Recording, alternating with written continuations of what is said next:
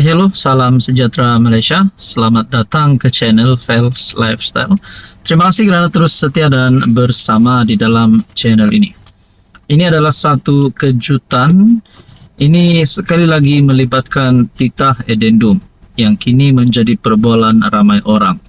Tapi kalau kita nak bercerita, nak berbual tentang titah edendum, kita jangan buat cerita sendiri. Kita mengikuti perkembangan terkini daripada sumber-sumber yang boleh dipercayai. Tuan-tuan dan puan, berkaitan dengan titah edendum, semakin panjangnya cerita ini sehingga ada gesaan kepada Terry Rudin, yaitu Hakim Mahkamah Persekutuan, untuk meletakkan jawatan. Dan ini adalah pengakuan daripada seorang peguam kanan di Malaysia. Shafie minta Terry Rudin berundur dari Mahkamah Persekutuan.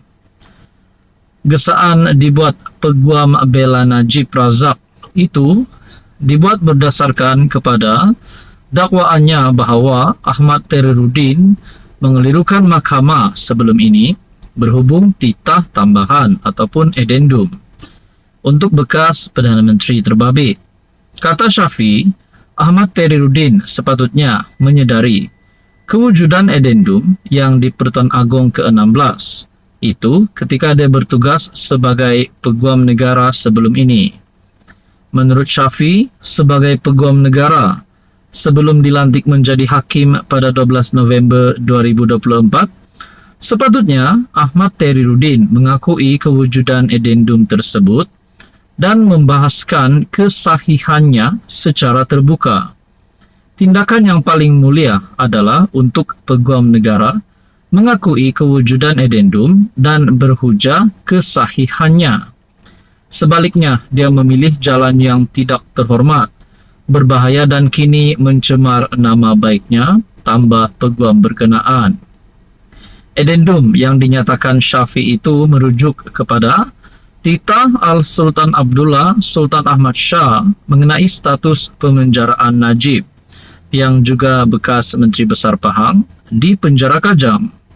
Al-Sultan Abdullah ketika ini merupakan Sultan Pahang selepas menamatkan khidmat baginda sebagai Agong. Kedudukan baginda kini digantikan oleh Sultan Johor Sultan Ibrahim. Ada duluan tanah tahanan rumah. Najib melalui Shafie sedang cuba mendapatkan kebenaran pihak berkuasa untuk menghabiskan tempo hukuman penjaranya di rumah. Saudara-saudara, berkaitan dengan ini, apa komen anda? Hello semua, salam sejahtera Malaysia. Selamat datang ke channel Fels Lifestyle. Terima kasih kerana terus setia dan bersama di dalam channel ini.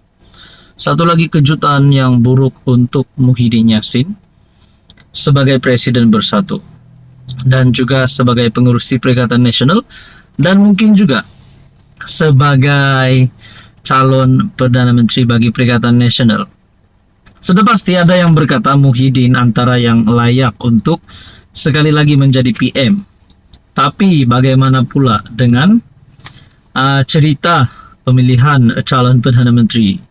Adakah selepas beberapa wakil rakyat daripada Bersatu yang berpaling tada, selepas sebelum ini ada pemimpin Bersatu yang letak jawatan, dan terbaru pula dua lagi exco pemuda Bersatu lepas jawatan, adakah ini menunjukkan bahawa Bersatu sedang melemah, menunjukkan bahawa Muhyiddin sedang kritikal?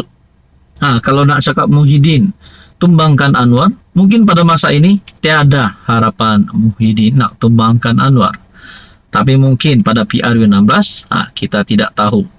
Saudara-saudara, mungkinkah perkara ini dengan melemahnya Bersatu, dengan dua exco pemuda Bersatu yang melepaskan jawatan, menunjukkan bahawa kelemahan Bersatu sehingga PAS mahu bubar Perikatan Nasional, tidak lagi mahu bersama Bersatu. Pemuda Bersatu terus bergolak apabila dua lagi exco-nya bertindak melepaskan jawatan yang dipegang dalam biro sayap parti itu. Nah, saudara-saudara, bagaimana penerimaan PAS setelah bersatu? Kita dapat lihat semakin melemah sedemikian, macam berita yang kita dengar sebentar tadi. Mungkin ada yang beranggapan bersatu sedang melemah, mungkin juga ada yang beranggapan bersatu akan comeback stronger. Tapi saudara-saudara, dengan perkara ini berlaku, adakah PAS mempunyai sedikit sebanyak perasaan untuk tidak lagi bersama bersatu? Bukan saja berkaitan dua peletakan jawatan ini, tetapi berkaitan dengan beberapa wakil rakyat bersatu yang berpaling tada, yang menyatakan sokongan terhadap kerajaan dan Anwar Ibrahim. Kalau PAS mahu bubar PN, mungkinkah dengan cara PAS keluar PN, tinggallah bersatu dan gerakan di dalam Perikatan Nasional? Tapi saudara-saudara, perkara ini mungkin satu berita buruk, bukan saja kepada bersatu tetapi kepada Perikatan Nasional. Dan adakah ini menjadi ciri-ciri Muhyiddin Yassin tidak akan diterima lagi untuk menjadi calon Perdana Menteri? Saudara-saudara yang saya hormati, bukan saja sebagai calon PM tetapi juga sebagai presiden bersatu. Saudara Bapak, apa komen Anda? Hai, hello, salam sejahtera Malaysia. Selamat datang ke channel Fels Lifestyle. Tuan-tuan dan puan yang saya amat hormati, ini satu tulisan berkaitan dengan hubungan di antara bersatu dan juga PAS di dalam kepimpinan Perikatan Nasional.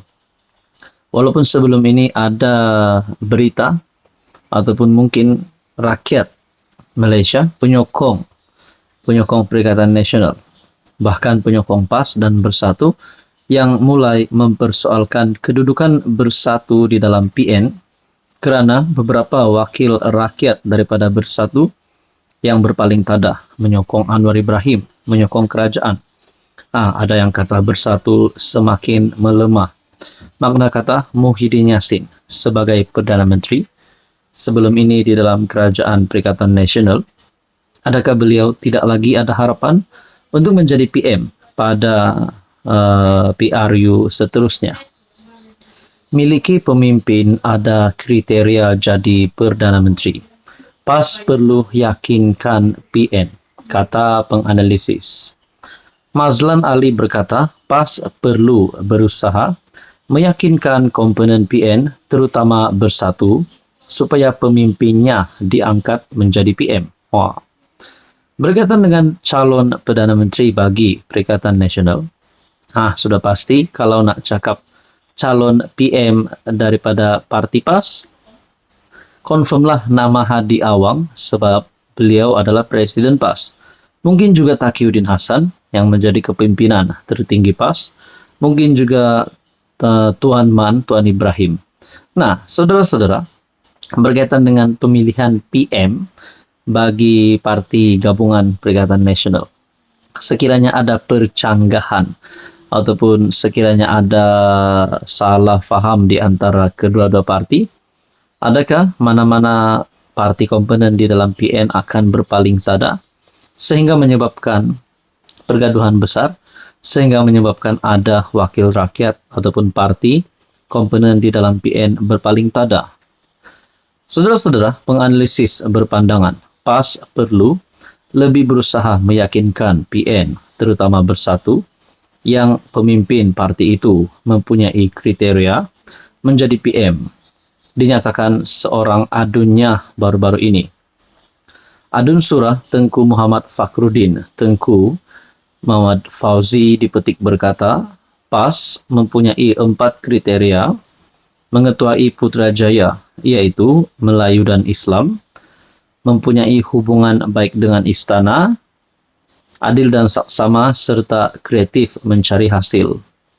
Mazlan Ali dari Universiti Teknologi Malaysia berkata, walaupun pemimpin PAS didakwa memiliki kriteria terbabit, namun dari segi kedudukannya dalam PN, parti itu perlu meyakinkan sepenuhnya pimpinan rakan komponen. Jadi saya beranggapan peluang untuk pemimpin PAS jadi Perdana Menteri agak terbuka. Tetapi pada masa sama, PAS nampaknya belum meyakinkan pimpinan bersatu. Perlu lebih usaha untuk yakinkan katanya kepada FMT. Menurutnya ini karena ramai pemimpin PN dari Bersatu yang turut bercita-cita untuk menjadi PM. Seperti pengerusi PN Muhyiddin Yassin, selain timbalan Presiden Hamzah Zainuddin selaku pemimpin berpotensi. November tahun lalu, beberapa pemimpin PN saling berbalas kenyataan berhubung poster boy daripada PN atau calon komponen itu sebagai Perdana Menteri pada PRU16. Saudara-saudara, berkaitan dengan ini, pas ketika ini yang memiliki 43 kerusi parlimen, yaitu terbesar dalam PN berbanding 31 dimenangi Bersatu pada PRU15, namun berkurangan kepada 25 selepas 6 wakil rakyatnya menyokong Perdana Menteri Anwar. Berkaitan dengan ini, apa komen Anda?